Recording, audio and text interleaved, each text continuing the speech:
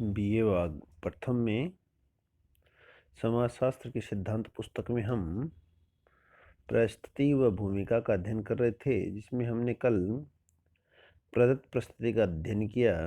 आज हम अर्जित परिस्थिति का अध्ययन करेंगे। देखिए, अर्जित परिस्थिति क्या होती है। समाज में कुछ परिस्थितियां ऐसी होती हैं जिन्हें व्यक्ति अपने गुण, योग्यता एवं क्षमता के आधार पर प्राप्त करता है। ये अर्जित परिस्थितियां कहलाती हैं।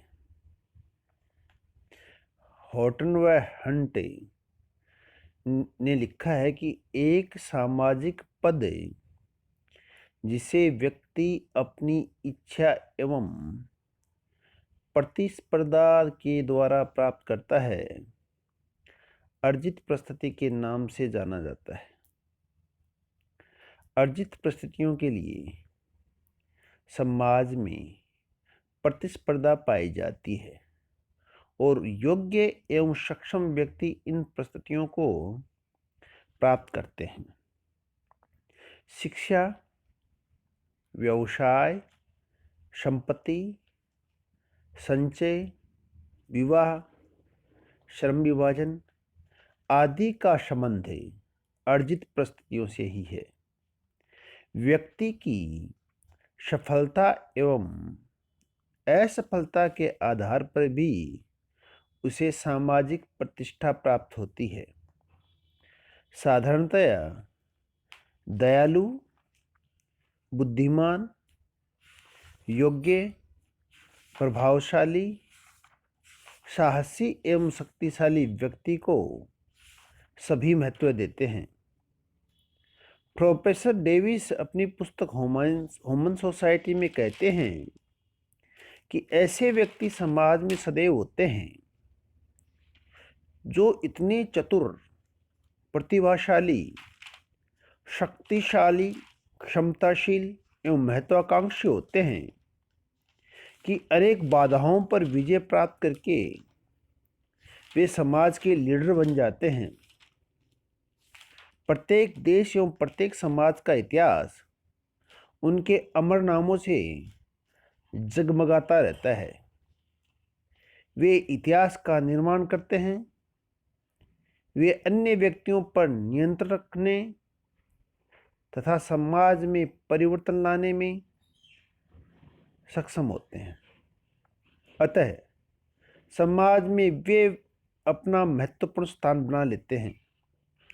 इस संदर्भ में अनेक नेताओं के उदाहरणों से स्पष्ट होता है कि वे सामान्य व्यक्ति होते हुए भी अपने प्रयत्नों के कारण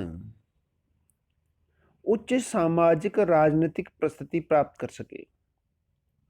जिन परिस्थितियों के लिए असामान्य प्रतिभा एवं योग्यता की आवश्यकता पड़ती है, वे सबके द्वारा अर्जित की जा सकने के लिए स्वतंत्र रखी जाती हैं।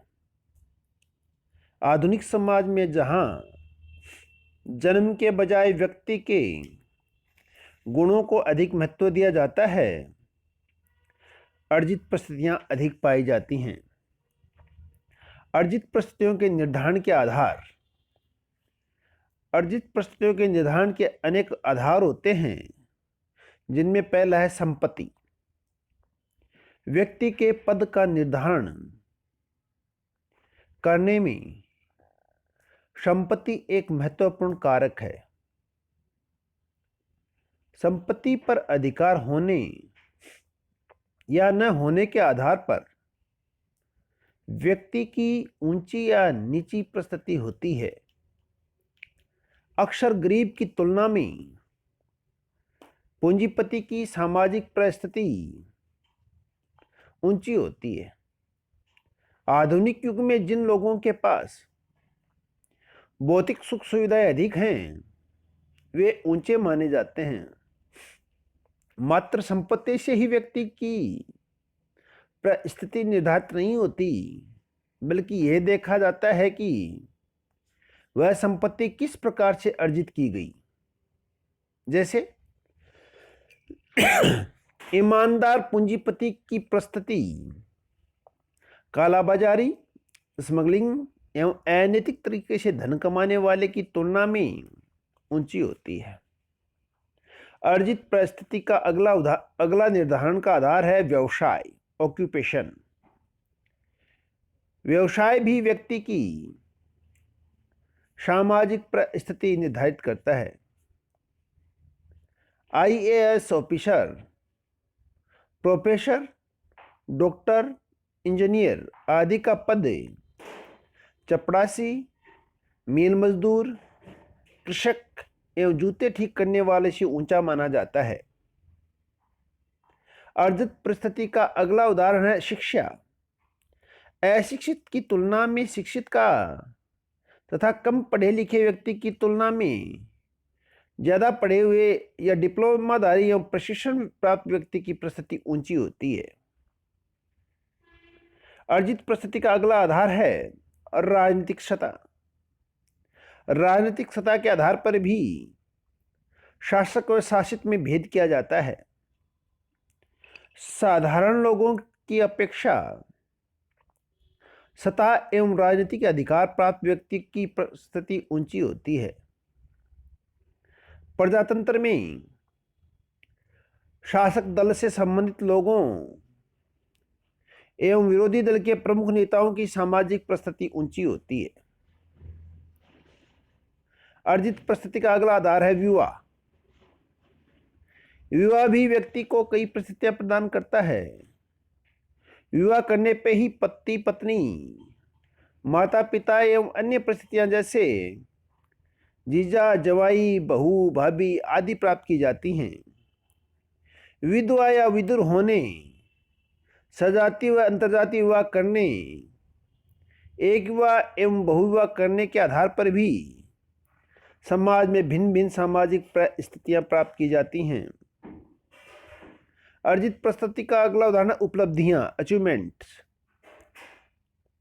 व्यक्ति द्वारा परिश्रम करके प्राप्त विभिन्न उपलब्धियां भी उसकी सामाजिक परिस्थिति का निर्धारण करती हैं। ये उपलब्धियां धार्मिक, सामाजिक, राजनीतिक, शैक्षणिक, आर्थिक एवं खेलकूद आदि के क्षेत्र में हो सकती हैं। इसलिए अच्छे खिलाड़ी, वैज्ञानिक, आविष्कारकर्ता, श्रेष्ठ संगीतकार, श्रेष्ठ साहित्यकार, कलाकार, कवि आदि की सामाजिक परिस्थिति ऊंची होती है।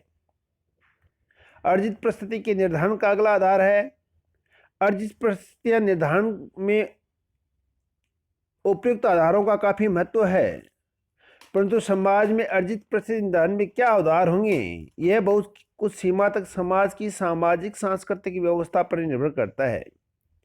किसी समाज में धन को अधिक महत्व दिया जाता है तो किसी में आध्यात्मिक प्रगति को, किसी में वीरता और साहसिक कार्यों को विशेष महत्व दिया जाता है।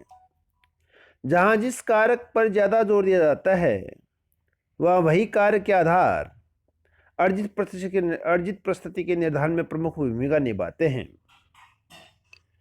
अर्जित परिस्थिति व प्रदत्त परिस्थिति में अंतर देखिए,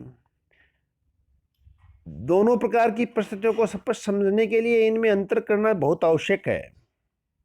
पहला अंतर, प्रदत्त परिस्थिति समाज स्वयं व्यक्ति को प्रदान करता है, जबकि अर्जित परिस्थिति व्यक्ति अपनी योग्यता, कुशलता, प्रयत्न एवं प्रतिस्पर्धा के आधार पर प्राप्त करता है। प्रदत्त परिस्थिति का स्रोत समाज की प्रथाएं, परंपराएं एवं संस्कृति होती हैं, जबकि अर्जित परिस्थिति का स्रोत स्वयं व्यक्ति और उसके गुण होते हैं।